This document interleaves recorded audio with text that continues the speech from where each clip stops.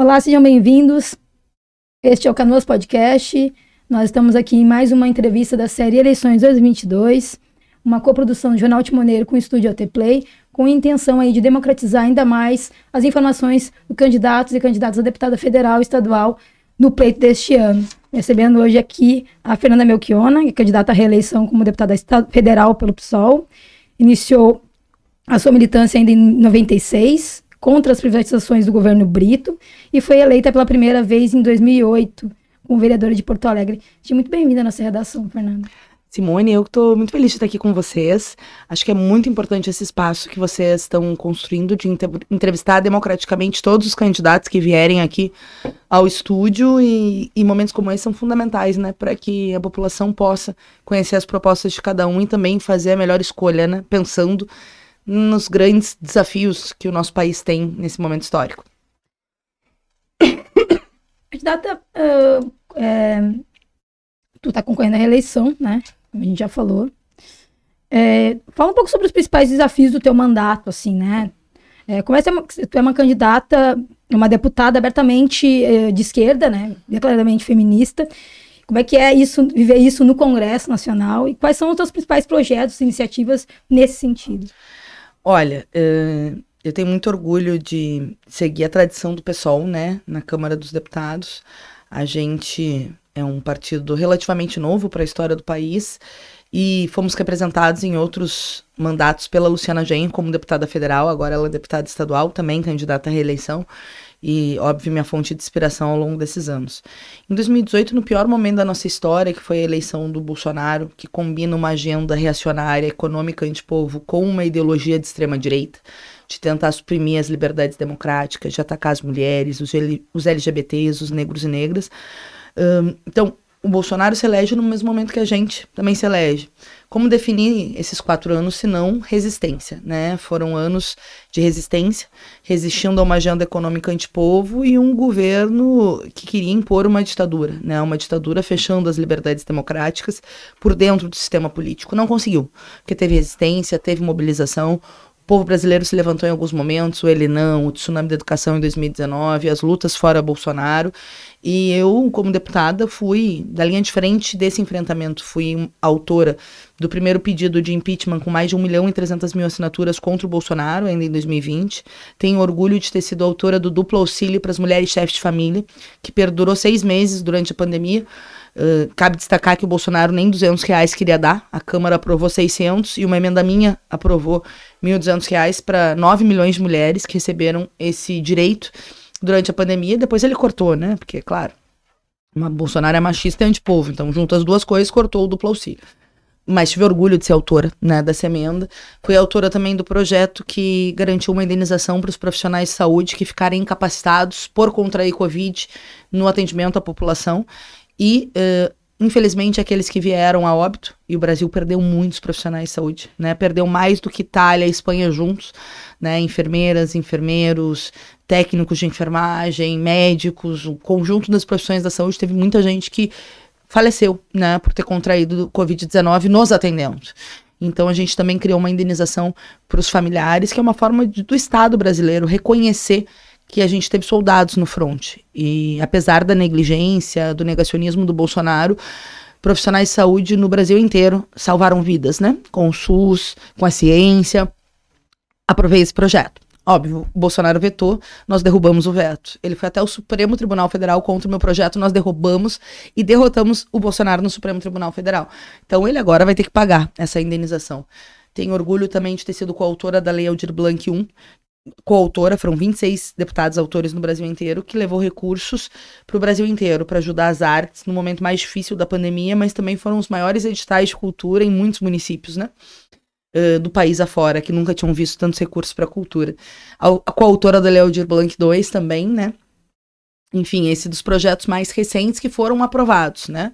Nesses 4 anos. Tenho muito orgulho, sabe, Simone, de ter aprovado 7 projetos entre autoria principal e coautoria em 4 anos apenas, né? Mais que o dobro que o Bolsonaro em 28 anos. Claro que o Bolsonaro não é parâmetro, porque é um cara que não trabalha muito, né, como você vê por aí. Mas conseguimos aprovar bastante projetos. E agora a gente quer estar na Câmara dos Deputados, para isso a gente pede o voto, né, no 50-50, agora pode, meu número é 50-50 nessa eleição, porque tem algumas lutas que são estratégicas. Aumentar salário do povo. O salário mínimo perdeu o poder de compra com o aumento dos alimentos, com a inflação, né? Nós precisamos rebaixar o preço dos combustíveis e dos alimentos. O Brasil é o terceiro maior produtor de grãos do mundo. E tem 33 milhões de brasileiros que não têm que comer de noite, né? Não sabem o que dá para seus filhos. Nós somos o maior produtor de carne animal do mundo. E a carne está longe na mesa do brasileiro. Não por uma consciência vegana ou vegetariana, que é um debate necessário para o futuro do planeta, mas por não ter recursos para comprar, sabe? A proteína. E tem formas, né? Quando eu converso com a população, eu digo sempre, sabe aquela taxa que te liquida no cartão de crédito, o juro alto que tu paga, tu fica pedalando, no cheque especial que a gente entra e não consegue sair? Ela não caiu de paraquedas. É determinada pelo governo, pela política econômica do governo e com a equipe econômica do governo. E aquela taxa de juros que está massacrando a população brasileira tem que mudar. Tem que baixar os juros no Brasil. Tem que ter limitação sobre os juros cobrados da população, mas tem que baixar os juros para que as pessoas possam viver. Porque o Brasil é uma farra dos bancos, Simone. A gente, todo mundo que tu conhece, eu tenho certeza disso, perdeu o poder de compra. Todo mundo. Porque o salário rebaixou, porque tudo está mais caro. Mas os banqueiros estão mais ricos. Tem mais bilionários hoje do que no início da pandemia.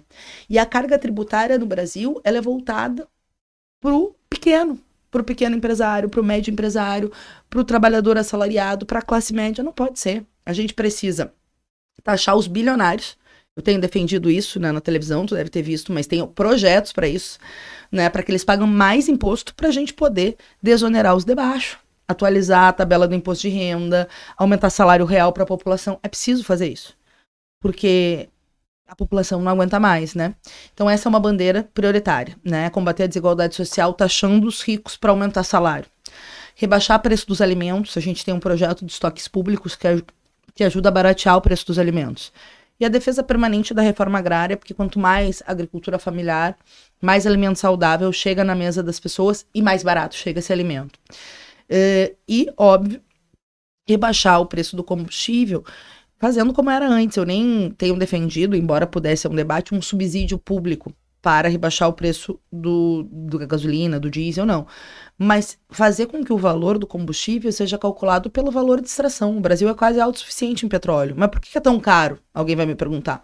Porque eles botam o valor do litro do combustível atrelado com o preço internacional, como se quem está nos ouvindo ganhasse em dólar, porque o barril de petróleo é em dólar. Não. Tem que ser no valor real, né, para que as pessoas possam pagar e pagar menos combustíveis, porque isso aí tem a ver com o transporte, com o escoamento da produção. A segunda grande luta, a luta pela PEC 96, que é uma PEC de minha autoria, que torna obrigatório o orçamento da educação. O que significa isso? Colocar na Constituição Federal que o orçamento da educação não pode ser cortado, não pode ser contingenciado a critério dos governos, ele tem que ser executado. Isso é fundamental para melhorar a educação do nível básico até o ensino superior, que foi super cortado pelo governo Bolsonaro.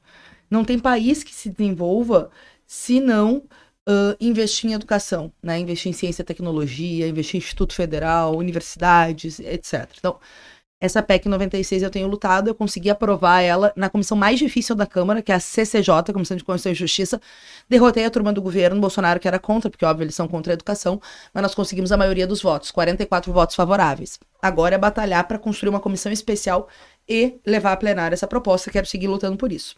E por fim, mas não menos importante, que eu tô acompanhada aqui da Simone e da Sinara, a luta contra a desigualdade salarial entre homens e mulheres, né? A gente sabe que as mulheres brasileiras ainda ganham menos que os homens para a mesma função, chega a ser 21% a menos, e uma mulher negra comparado com um homem branco pode receber até 50% para a mesma função, gente. Nós não estamos falando de função diferente, que o pessoal confunde, não, é para a mesma função. A Constituição, a CLT, perdão, é clara, dizendo que não pode ter desigualdade salarial. Mas eles não têm nenhum instrumento de penalidade, Simone. Então o cara que paga menos para a mulher não é penalizado por pagar menos para a mulher. O que eu criei? Um projeto que responsabiliza. Multa, advertência, proibição de contratação, né, com poder público, proibição de contrair empréstimos com bancos públicos e privados em caso de se comprovando desigualdade salarial entre homens e mulheres para a mesma função. Sabe qual é o nome que eu dei para esse projeto? Por favor. Selo Empresa Machista, que é para a gente deixar bem claro quem está tirando ou usando, né, a opressão contra as mulheres para nos superexplorar e manter essa estrutura de desigualdade, né, entre homens e mulheres que nós ainda temos na sociedade. E como eu disse, eu falei por último, mas não é menos importante. Aliás, foi um dos primeiros projetos que eu apresentei, tá na linha de frente das minhas bandeiras para os próximos 4 anos, se o povo me quiser, né, se o povo tiver, enfim, a vontade de que eu esteja lá representando esses interesses. O Estado tem, assim, essa trajetória bastante combativa, né, na tua história aí. E tu fizeste oposição, inclusive, ao governo do PT, né?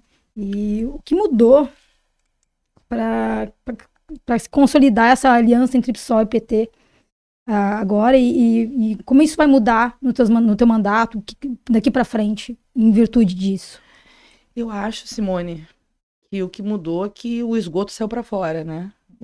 A extrema-direita com Bolsonaro mostrou que é de pior. Claro, eu acho que em 2018 muita gente votou nele comprando gato por lebre, querendo mudanças, achando que ele era contra a corrupção, porque ele mentiu para a população que era contra a corrupção. O que a gente viu é que o Bolsonaro é o filho mais podre desse sistema político, porque ele usa o toma lá da cá, orçamento secreto, maracutaia, filho bandido dele nem se fala, rachadinha, não sei o que mais, né, e, enfim.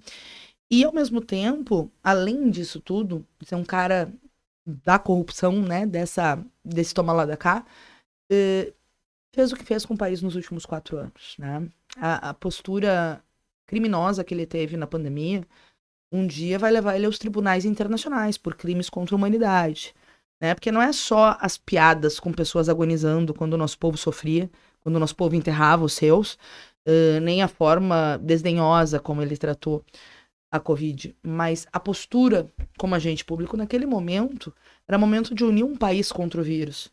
E nesses momentos de emergência, não tem situação ou oposição, mas ele decidiu se aliar com o Covid e abandonou o país no momento mais grave. Isso nos custou 400 mil vidas, porque é óbvio que pessoas teriam morrido com Covid.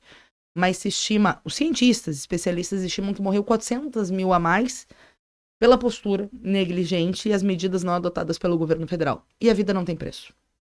A vida não tem preço. Infelizmente, nenhum dos familiares que perderam seus, né, vão tê-los de volta, né? Agora, um dia eu acho que ele vai ser responsabilizado, condenado, julgado e tal. Às vezes, o tempo jurídico não é o tempo político, né? Mas no tempo político a gente tinha poucas opções, né? Com chances reais de vencer o Bolsonaro. E o Lula é um instrumento poderoso para vencer o Bolsonaro nas eleições em 2022. E uma vitória no primeiro turno não é menor, porque o Bolsonaro espalha fake news, mente para os seus eleitores.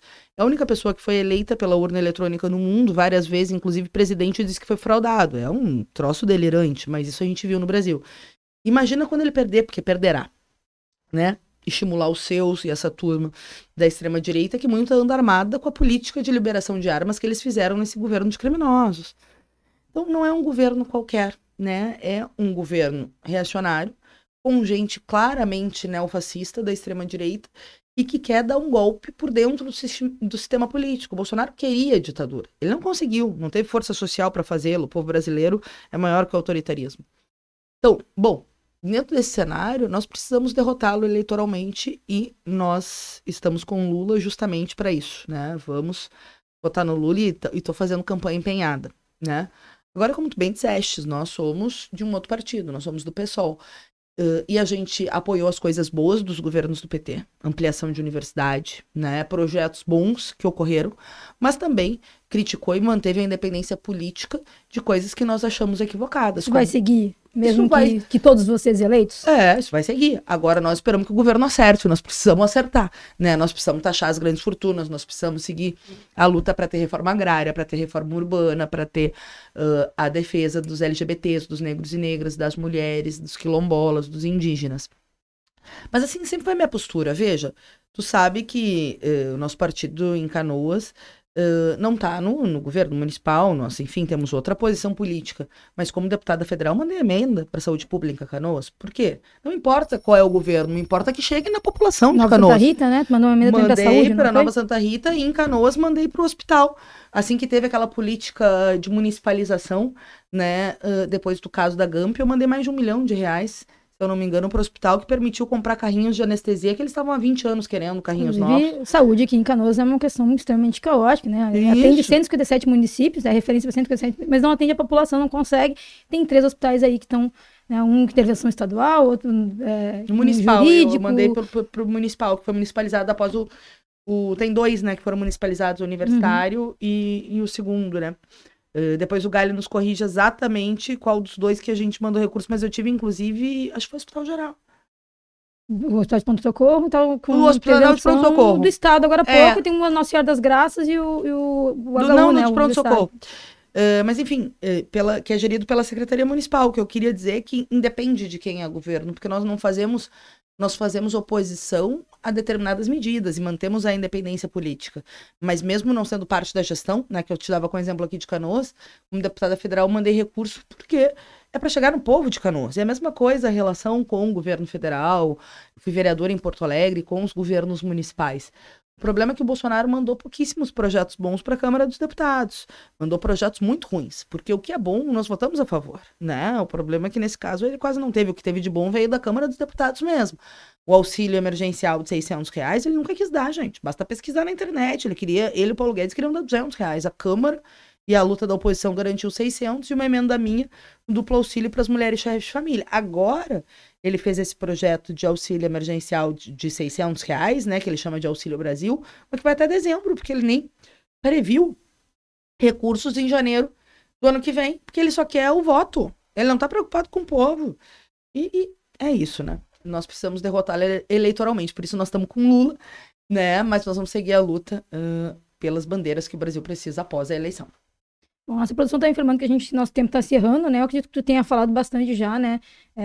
Dos teus feitos, né? Ao longo do teu mandato aí. Tu não é uma cara nova, né, Fernanda, na política.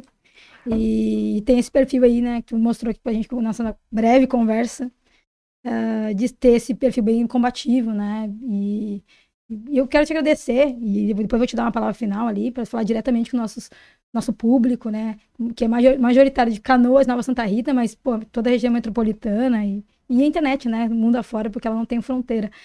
Te agradecer imensamente por ter vindo aqui, desejar uma boa sorte na tua caminhada aí, em busca da reeleição. Dizer que o Jornal de Mulher está aberto, sempre. E, inclusive, eu citei agora há pouco sobre a emenda, porque eu mesma coloquei no jornal impresso aqui, né. Não é para fazer propaganda, é porque eu noticiei isso, claro, e a gente tem que falar, e a imprensa está aqui para falar. E me chama atenção, porque vem um recurso para Nova Santa Rita, sabe? Então, eu acho que a saúde precisa muito, lá de cá tá ruim. Obrigada por ter vindo aqui, arranjado um tempinho na tua agenda para conversar conosco. Volta sempre. E, por favor, agora o tempo é teu, fica à vontade aí para, enfim, falar o que tu quiser, repetir o teu número. Simone, eu quero agradecer muito o espaço de vocês, né? Eu acho que é muito legal esse programa que vocês estão fazendo. Vocês sabem que na eleição é extremamente desigual, né? Um tempo de televisão entre os partidos, o sistema político é montado para que os grandes partidos sigam. Então, o pessoal tem segundos, e alguns partidos têm, né, um latifúndio na televisão, como eu digo. Espaços como esse são super democráticos, porque vocês recebem a todos com o mesmo tempo. E é evidente que eu faria questão de vir aqui conversar com vocês, com a população de Canoas, com a população de Nova Santa Rita, que viveu aquele problema gigante com a deriva, né? E com a poluição na prática de agrotóxicos causados pela pulverização aérea, né? De agrotóxicos com a contaminação, da agricultura familiar, da agricultura saudável, da produção. Teve gente que perdeu safras inteiras e ainda foi contaminada. Nós tivemos um problema com o governo federal, né, em relação à liberação de recursos para construir estufas, mas é uma luta que nós queremos seguir com a população de Nova Santa Rita, assim como, claro, com o povo de Canoas, que é um povo trabalhador, uma das maiores cidades do nosso estado, né? Não tem sentido com uma cidade polo que atende na prática mais de 100 municípios da região, com a sua política de saúde, que já foi alvo, lamentavelmente, de corrupção, de malfeitos, e a população não ter acesso, né, a coisas básicas, cirurgias marcadas, não só eletivas, mas também necessárias, e isso não é digno. O nosso país é um dos 12ª economia do mundo, que concentra boa parte, né, dos recursos para financiar banqueiros a partir da dívida pública, instrumentos que tiram recursos das áreas sociais e faz com que a nossa riqueza siga na mão de uma elite econômica, sabe? Que é bem pequena, Nós temos, enfim, menos de 1% da população que controla quase 50% da riqueza nacional. E isso tem repercussão, né? Isso tem repercussão na vida das pessoas. Nós precisamos combater essa desigualdade, precisamos seguir lutando para reverter as medidas antipovo do governo Bolsonaro, do governo do Temer, para ter mais investimento na saúde pública, mais investimento na educação pública, mais investimento nas áreas sensíveis à nossa população. Então, eu quero agradecer de novo o espaço, dizer que é a hora da gente poder respirar. E para poder respirar e lutar em melhores condições, nós precisamos derrotar o Bolsonaro. Se possível, no primeiro turno. Porque não tem sentido dar mais 30 dias para esse homem que fez tanta maldade com o povo brasileiro, né? Que fez tantos ataques, né, aos nossos direitos. E, ao mesmo tempo, né, elegeu o Lula no primeiro turno, é fundamental, mas também lá em Brasília, né, e nas ruas aqui em Canoas, no Rio Grande do Sul, seguir a luta para melhorar a vida do nosso povo. O PSOL é um partido que não se vende, que não se rende, que não está no balcão de negócios, que não está nas maracutaias do poder, que tem firmeza ideológica e compromisso com os trabalhadores, com a juventude, com as mulheres, com os negros e negras, com a comunidade LGBT. Então, com muita humildade, eu peço ao povo também a oportunidade de seguir mais 4 anos defendendo esses direitos da nossa população lá em Brasília. E para isso eu preciso do voto no 50-50, né? Porque o pessoal precisa fazer o quociente eleitoral. Nós precisamos fazer 200 mil votos para seguir a luta em Brasília. Então cada voto é importante. Quem conhece o nosso trabalho e gosta também, compartilhe, curta, comenta. O boca a boca ajuda muito nessas horas. E quem não conhece, eu convido a conhecer mais os projetos apresentados, que foram pautados, emendas enviadas, que está no site fernanda5050.com.br. No Instagram, quem tem que te achar lá. @FernandaPessoal no Instagram. E eu quero dizer que eu adorei a entrevista, só não gostei que ela disse que eu já não sou mais uma cara tão jovem, só porque eu tô com quase 40 anos. Não é uma cara desconhecida. Ah, não é uma cara desconhecida. Querida. Brincadeira. Brincadeiras à parte, mas é verdade, já tenho quase 40, né? Mas é isso. Brincadeiras à parte, a gente segue a luta e pede o voto da população para isso, né, Simone? Boa sorte, Fernanda. Muito obrigada, viu? Até mais.